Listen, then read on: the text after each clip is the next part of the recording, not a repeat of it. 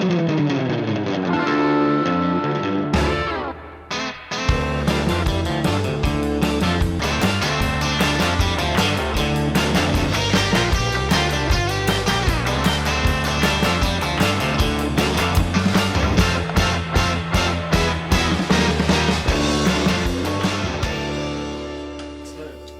we're live? Shalom, welcome to Practical Spirituality here in the old city of Jerusalem in Asia Torah, overlooking the Western Wall. Today we're going to understand something really amazing, and that is that the secular world is right. That the highest thing possible is no obligations. No obligations is the highest thing. Now, how do we know they're right? How do we know that the highest thing that could be is no obligations? Is we just finished the whole day of all the 3 weeks. The climax day of the entire 3-week experience of the high holidays is called Shemini Atzeres. Shemini Atzeres, the highest day, had no obligations. There was nothing to do. In fact, it's called Atzeres because you stop doing everything. You stop praying. I mean, we do the normal prayers, but there's no none of that intense save me stuff. And there's just no more of all that stuff. We're done with all the stuff we're praying for. There's nothing to pray for. We did that already. The prayer stuff where we pray for stuff climaxed and ended on Hoshana Rabbah the day before. And then we go into this much higher place. So we go through this big tikkun, this big spiritual rectification from Rosh Chodesh Elul till the end of Hoshana Rabbah, the 7th day of Sukkot. And then we're done with all the things that we would have asked for, everything we were missing, whatever might have been necessary in our lives. We did all those. So that's all the prayer stuff. So we ended that. We have no mitzvahs to do at all, an entire day with no mitzvahs to do. We have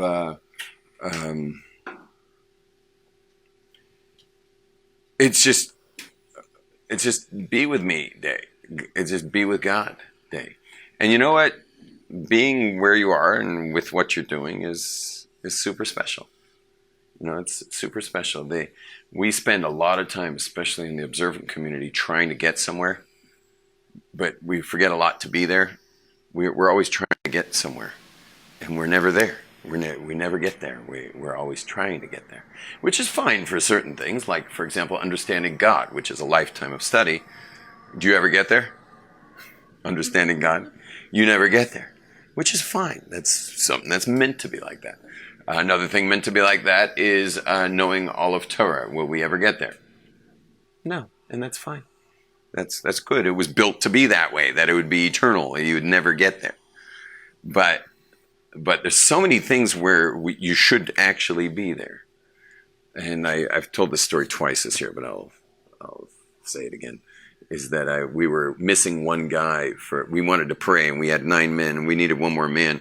And we couldn't find anyone with a kippah on his head. The only person we found willing to join us for the 10 minutes of prayer was a guy with long hair, and he was covered in tattoos and piercings and stuff. And he was willing to throw on a kippah and be the 10th man so we could do the things that you need 10 men to do. So, and we gave him a prayer book, and thankfully he was Israeli, so he knew all the Hebrew, and we told him, just stand with your feet together and say these words. And anyway, this guy took off like a rocket ship. He just really went for it. And we were done praying. We were not just done praying, we were done with Tachanun, the morning little section. We were done with Aleinu L'Shabeach. We were done with everything. And we all left the guy. He was the last one in the room, and he had barely gotten to the 4th paragraph of the silent meditation because he was busy. He was really there, whereas we were all trying to get somewhere. Now, it could be we were trying to get to our next appointments or get to wherever we had to go, but we also, prayer is like something along the way, like we're trying to get somewhere as opposed to really be there. And this guy, what does he know from such thoughts? He's always where he is. The guy doesn't have anything but where he is. He didn't have a lot of goals. He's not searching after some place he's trying to get to. He's really in his own skin right there. So he outprayed us. And so So that level of presence is super important, and we have a holiday to prove it. 2 of them, actually. There's 2 eighth-day holidays. Shmini Atzeres, the 8th day of the holidays we just finished.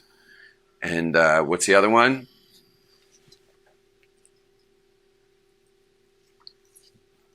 It's called Shavuos, otherwise known as Atzeres. Shavuos is also called Atzeres, which is the 8th day of Passover. Passover has 7 days. The 8th day is Shavuos. And all the counting of the Omer, the 49 days between Passover and Shavuos, that's called Chol HaMoed. That's the interim days of the holiday until we get to the 8th day, which is Shavuos. It takes 50 days to get there. And then that holiday is called Shavuos. And guess what? No mitzvahs. There's no mitzvahs on that day. There's no mitzvahs attached to the holiday of Shavuos. It's just, it's another Atzeres. And what is Atzeres? Atzeres is being with God. Stop doing, because think about it. 6 days a week we work. We do and do and do. And then comes Shabbat. We stop doing in order to be with God. And so we just had the holiday of Atzeres, which is just being with God. And Shavuos, how does that work? You get Passover night, you get to be with God from this like freebie zone where God just gives you this freebie light of Passover. But then he dumps you down to level 0 and you start the count. First day, the second day, 49 days. You rebuild based on the Spheros. You rebuild. And once you've rebuilt all the way to the 49th day, then we go again into Atzeres, where we're built, and now we're going to be with God. Just like we just did those 3 weeks. We built, and now we're going to be with God. So we build things, and then we're being with things. And there's a similar thing in marriage when you get married. Oh, we have newlyweds right here. Don't worry, we're not going to film you. So we got newlyweds. How long are you guys married? 3 months? 4 months? Mazel tov, mazel tov. Yeah, some people clapped. So, not everyone. Why does it feel warm in here? It doesn't feel like there's a lot of air. Doesn't it feel like there's no air in here? Let's just open these windows. It's a beautiful day out there. Might be a little loud, but let's try it. Just try turning the thing turn that thing another millimeter there. What are you, from LA, Persian or something? She's like, it doesn't open. Did you see that? Yeah, try turning it like a millimeter. Oh, you don't want to break it. Are you a breaker girl? I have a breaker girl in my house. Feel so bad for breaker girls. But you know what's great about people who break everything? That's too loud, yeah. Yeah, close that. We'll put on the AC. So, can you handle some AC on low, fan on low? The thing about breaker, please, the thing about breaker people is you put them outdoors, give them real space, like a park. Maybe it's on heat. Change the mode to air conditioning. Yeah. Anyway, you put them outdoors in space, and they're like the best dancer. Like, give them a dance floor, they're the best dancer. Like, suddenly they're not breaking anything unless they're break dancing. But they don't break anything. Are you good outdoors, like with space?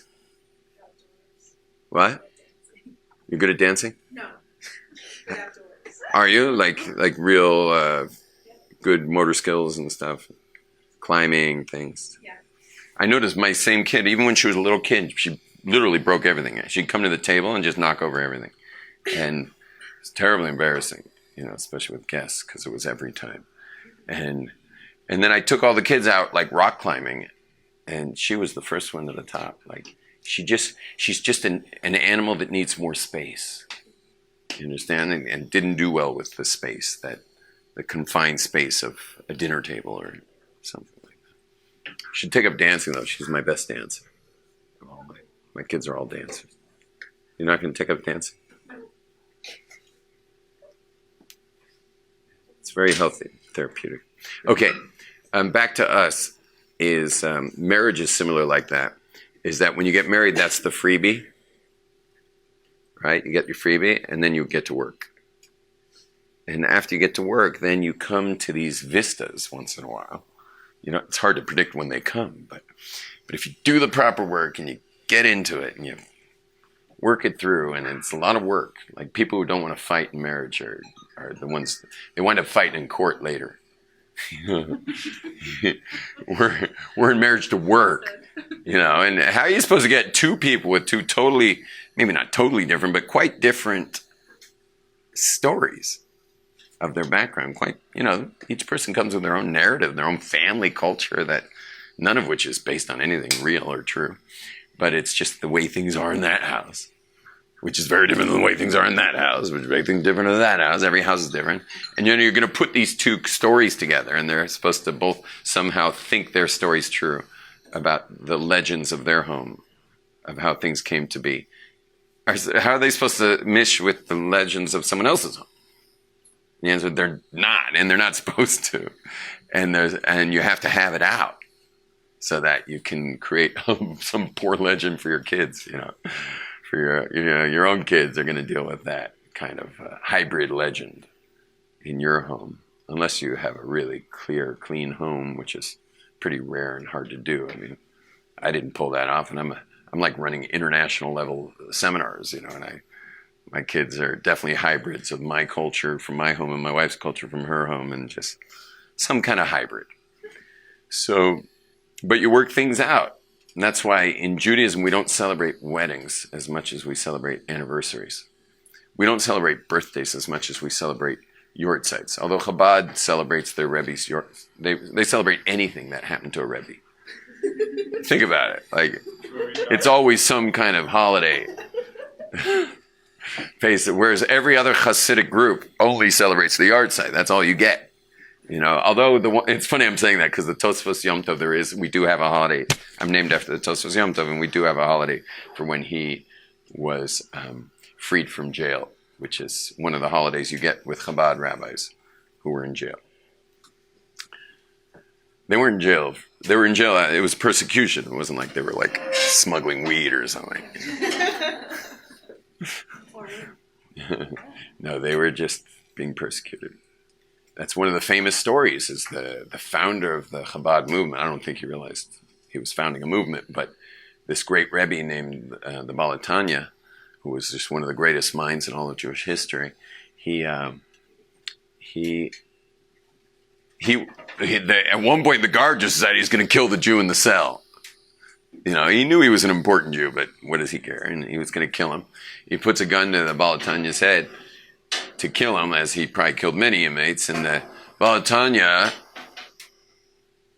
was like unfazed at all. So he asked him, "Why aren't you nervous?" And he says, "You believe in one world, so that's why death scares you. I believe in two. So you're fast tracking me, make my day, And the guard was like, "Well, I guess I'm not going to give him that, Took the gun away and walked out. Not going to give him the joy of fast tracking him to the next world. So but in Judaism, anyone can get married, but not everyone can create anniversaries. To get married, you need a pulse. To have anniversaries, I need a good line for that. To get married, you need a pulse. To have anniversaries, you need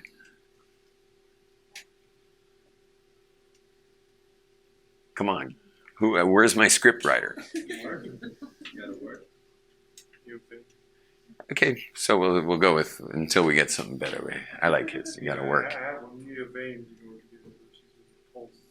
A vein. Vein. I'm not going to go with a vein.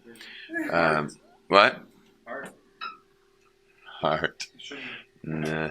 To get married, you need a pulse. To stay married, to have anniversaries, you need. Okay, we'll call it work. You still win. I'll come up with something better. Anyway, I'll try to look at the comments of this class, see if someone came up with something better. So we really celebrate anniversary. In fact, tonight's, it's funny we're talking about this. Tonight's my 25th anniversary. Yeah, 25 years. Baruch Hashem. Yeah. Which is why, of course, I'm disappearing again. We're going to Europe for for next week. Nice seeing you again. I feel like I just visit this room these days, and then I'm back for a week, and then I'm gone for 2 weeks. So it's crazy. You won't be there for Shabbos. What's Shabbos? This one. This Shabbos? No, I'll be in Europe for Shabbos. Yeah. We're going to Prague for Shabbos. Okay. Hey, it's 25th wedding anniversary. I mean, you gotta play big, yeah. Have a nice treat. Oh me. You're going where? It was already too much information. I could give you some advice if you go out from the day.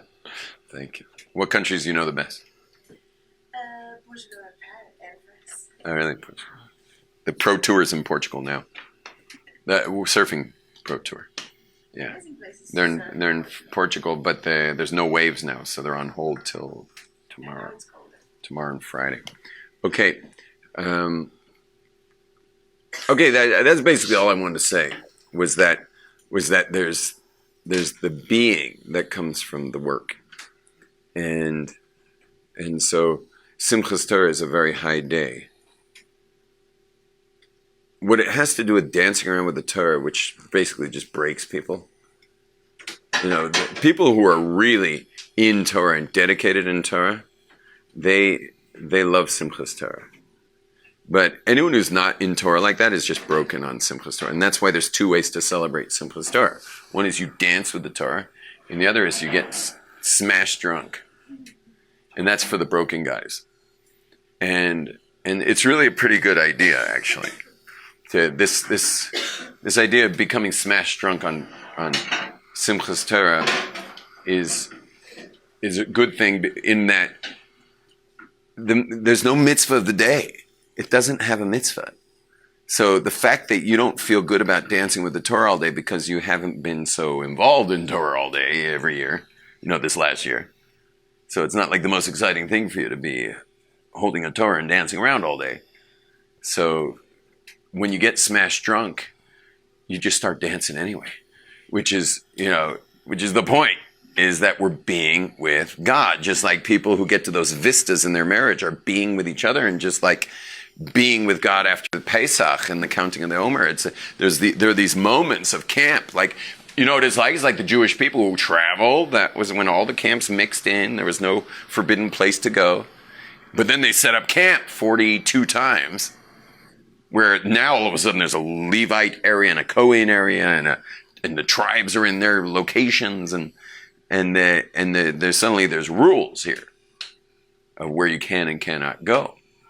And it's a moment of clarity. It's a camp. We're camping now.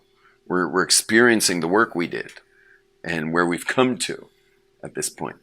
So that's Atzeres, Shmini Atzeres, or Shavuos, are camps where we camp now and we are in the full experience of what we've achieved.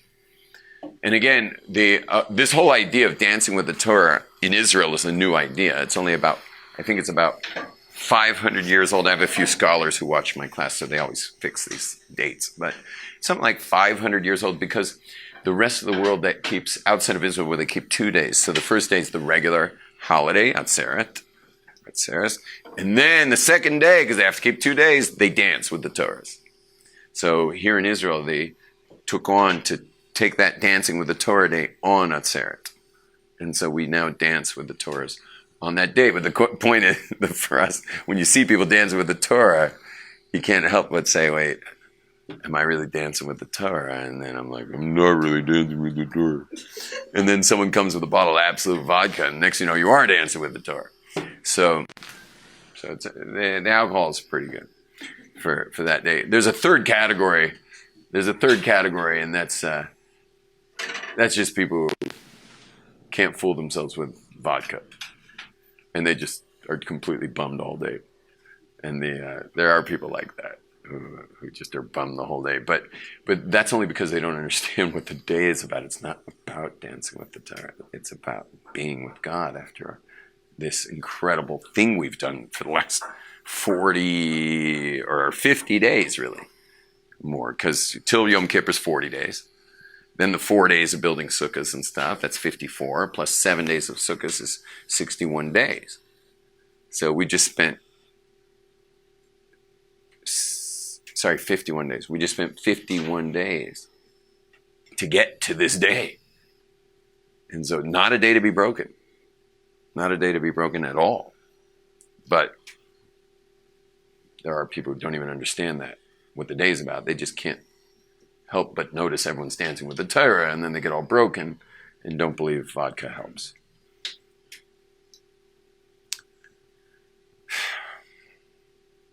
Okay, I'm done.